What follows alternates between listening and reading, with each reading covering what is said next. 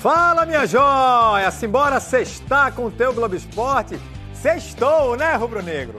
Vamos falar de Luciano Juba, o homem que foi lateral no passado, no presente decide os jogos como atacante e no futuro, o futuro é que está preocupando a torcida do esporte.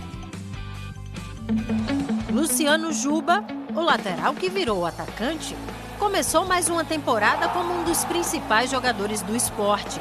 E a gente não está falando isso só pela atuação contra o Bahia no último jogo. Já são 5 gols e 7 assistências em 2023. O Luciano Juba tem se mostrado um jogador muito importante desde o ano passado nesse elenco do esporte. Ano passado fez muitos jogos, mudou de posição, da lateral esquerda, ele saiu e foi para jogar como um atacante pela esquerda e tem ajudado muito, tem um início de ano muito bom. Ele vem fazendo atuações muito boas, tendo um crescimento muito grande, né, profissional, a gente vê isso no dia a dia. História que começou para valer num passado não tão distante assim. Juba, a primeira participação dele. No dia 28 de janeiro de 2020, fez o primeiro jogo como titular no Profissional do Esporte. Começou recebendo elogios do então treinador. A gente já sabia que viria a qualidade dali, tecnicamente é um dos melhores que estão subindo da base. E já tinha até um fã na arquibancada. É muito raro atualmente, às vezes, ter jogador que dá valor aos fãs. Que muito jogador agora só dá valor à fama. Admiração que só fez crescer, com dedicação, assistências. Juba cruza! Thiago Neves faz um movimento certeiro mandando pro gol. Gols e, sobretudo, identificação com a camisa rubro-negra. Sempre sonhei em vestir a camisa do esporte na equipe profissional. Você é torcedor do esporte? Sim, desde pequeno. História que pode estar perto do fim. Juba tem contrato com o esporte até agosto deste ano. Só que agora em março ele já pode assinar um pré-contrato com outro clube. O esporte ainda tenta segurar o atacante. Segundo o GE apurou, o Leão fez uma proposta para manter o jogador até o final do ano, só que ainda não recebeu resposta. A diretoria do clube e o empresário do atleta não se pronunciaram sobre o atual estágio da negociação. Se não houver uma renovação, o Leão corre o risco de perder o jogador sem compensação financeira. O futuro está indefinido. O atacante e do esporte, que pode ficar sem um dos seus principais jogadores no momento crucial da temporada. Acredito, é a minha opinião, que vale muito e o esporte precisa fazer esse investimento para a manutenção do Luciano Juba. Além de estar entregando todo esse desempenho que eu falei, tem ajudado muito com esses meninos que vêm chegando, com o Fábio, com o Pedro, e vem incorporando ao grupo principal, e o Juba tem sido também um porto seguro para eles. Vocês falam entre si sobre essa possível saída dele ou permanência do Juba? Isso é tratado no elenco? Não, sinceramente, eu nunca conversei com o Juba diretamente, assim, sobre renovação ou não. Eu acho que isso é algo muito particular mesmo de cada jogador. O que eu torço mesmo é para que ele consiga ser feliz, independente, assim, claro que se for aqui com nós jogando e nos ajudando, melhor, né? E depois dessa goleada histórica sofrida aqui no Recife, a delegação do Bahia foi recebida com protestos lá em Salvador. Torcedores, obviamente na bronca, foram para o aeroporto. O técnico Renato Paiva chegou a parar ali para ouvir as cobranças no saguão do desembarque. O atacante Jacaré foi agredido com tapas e depois bateu boca com os torcedores. Absurdo isso daí, né? Outros jogadores ainda foram seguidos do lado de fora do terminal, beleza, protestar, mas quando parte para a violência, perde toda a razão.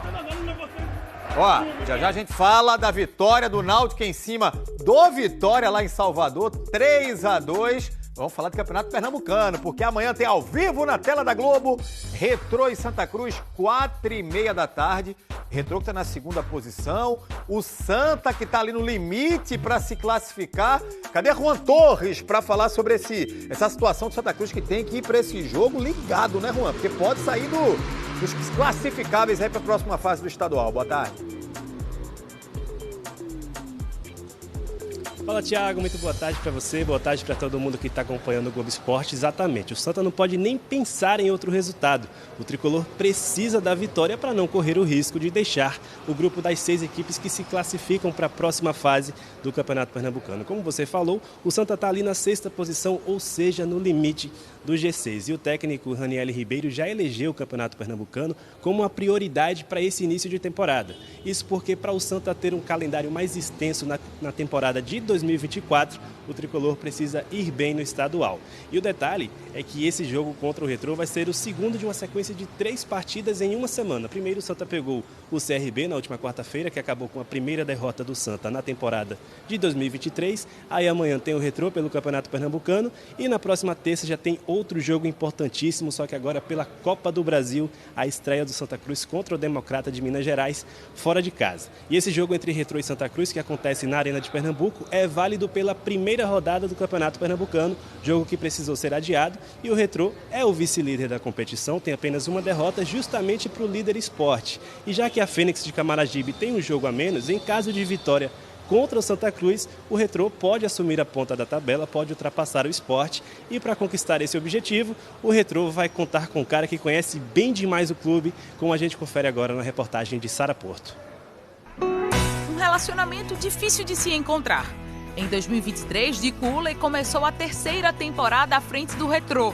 Aos 41 anos, o treinador conseguiu um feito pouco visto no futebol: sequenciar um trabalho por 3 anos. O treinador de futebol, ele se mantém no cargo por causa do resultado.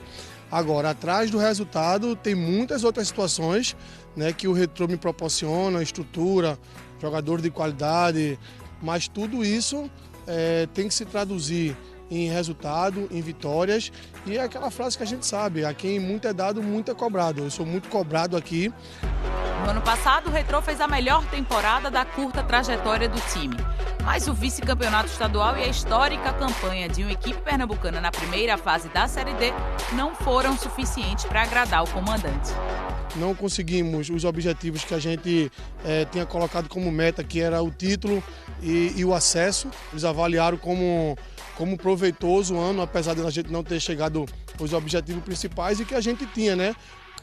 Condições que, com a manutenção do trabalho, dos jogadores, da comissão técnica, aumentar a probabilidade que esse ano a gente conseguisse o título e o acesso. O Retrô foi o primeiro clube em que Dico assumiu o time profissional. Desde 2021, à frente do elenco, ele já faz parte das conquistas do clube, onde também já se sente em casa.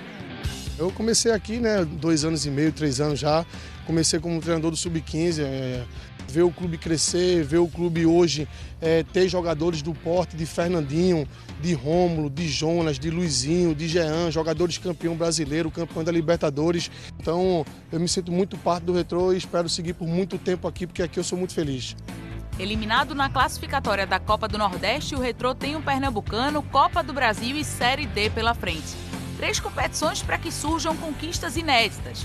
Mas quem já vive o Retrô há tanto tempo sabe que é importante caminhar passo a passo.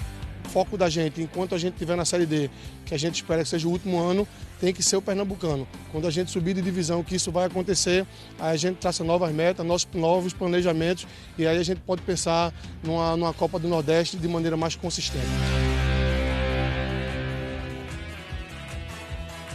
Esse vai ser apenas o 6º jogo na história entre Retrô e Santa Cruz. São 3 vitórias do tricolor, um empate pela Série D do ano passado e uma única vitória do Retrô, que foi uma bela vitória, 4-0 aqui no Arruda, pelo Campeonato Pernambucano de 2022. Os ingressos já estão à venda para quem quiser ir à Arena de Pernambuco. No caso da torcida do Santa, os ingressos custam R$60, tendo direito à meia entrada. Mais informações no ge.globo/pe. Thiago, volto com você. Valeu, Juan. Reforçando o convite, amanhã, 4h30 da tarde, ao vivo aqui na tela da Dona Glô, tem Retrô e Santa Cruz. E esta semana começou a Copa do Brasil, aquele mata-mata que a gente ama, né? Open Bar de Zebra e desfile de futebol raiz. Ontem teve um rolê inusitado lá no Rio Grande do Sul. Na chuva é sempre bom tomar cuidado. Você já deve ter ouvido isso, né? Acontece que no jogo entre São Luís de Ijuí e Juventude, choveu, mas choveu muito. Foi muita água. E o São Luís não era o favorito a se classificar. Então, na hora do gol do Édipo, num lance bem estranho, vamos combinar, o médico do clube se empolgou caiu e precisou ser retirado de campo, o médico, numa cadeira de plástico. Essas de bar mesmo. Ô, doutor. Na comemoração, os jogadores fizeram o famoso strike ali, ele estava no meio aí e foi atingido. O jogo ainda teve um bandeirinha, sem bandeirinha, e o Juventude do interminável Celso Roth eliminado da Copa do Brasil. Parabéns, o São Luís. Esperando, deu lugar às vaias da torcida brasileira.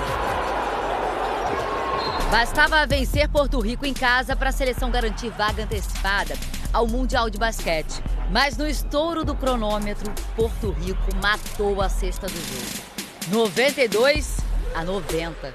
Ainda dá para se classificar para o Mundial. O Brasil precisa vencer os Estados Unidos na última rodada. Os norte-americanos estão sem nenhum jogador na NBA ou da Europa. Ou seja, ainda dá, vai. E se no fim da próxima partida o barulho for esse, partiu o Mundial. Recadinho aí pra família vôlei. Hoje tem Superliga B no Geraldão. O time feminino do Recife Vôlei enfrenta o SESI de São Paulo às 8 da noite. Jogo importante para a equipe pernambucana que está na zona do rebaixamento do torneio e enfrenta o Lanterna. Os ingressos têm preço único, R$20 a inteira e R$10 a meia entrada para qualquer setor. Outras informações sobre os ingressos estão lá no nosso site, ge.globo.br/PE. Intervalinho, jogo rápido, já tem isso aqui, ó, Alvirrubro. Deu timba lá em Salvador, virada em cima do Vitória, 3-2. E vamos buscar essa liderança aí no grupo, a classificação. O Globo Esporte volta ligeirinho.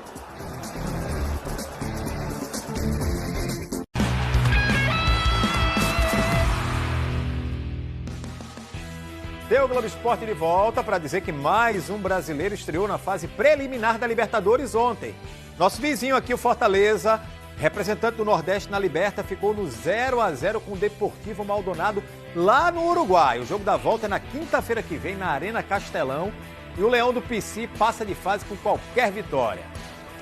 Painho, papai, pai, chame como quiser, viu, futebol baiano, porque esta semana você tem que pedir bênção pro futebol pernambucano. Estamos ganhando no confronto. Aqui, ó. Teve empate do Santa Cruz com Vitória. Vitória do Náutico em cima do Atlético de Alagoinhas. Vitória do Santa no Atlético de Alagoinhas. 6-0 do Sport no Bahia. 3-2 do Náutico no Vitória. Tá 13-4 no placar pra nós. Vira a chave aqui, por favor, meu editor. Isso não é um recibo não, viu? É uma confirmação de paternidade. Pernambuco, Bahia. E a galera sai do chão com asa. Na abertura do Carnaval do Recife, Caetano Veloso já deu a dica. Em 1949, o Vassourinhas foi a Salvador. E isso motivou Osmar e Dodô a comporem frevos e depois isso cresceu, veio a se chamar de trio elétrico. No primeiro ano eram só 3, mas nasceu por causa da visita do Vassourinhas. Rapaz, o Carnaval de Pernambuco é o pai do Carnaval baiano? E digo logo que a paternidade não é só no Carnaval, não.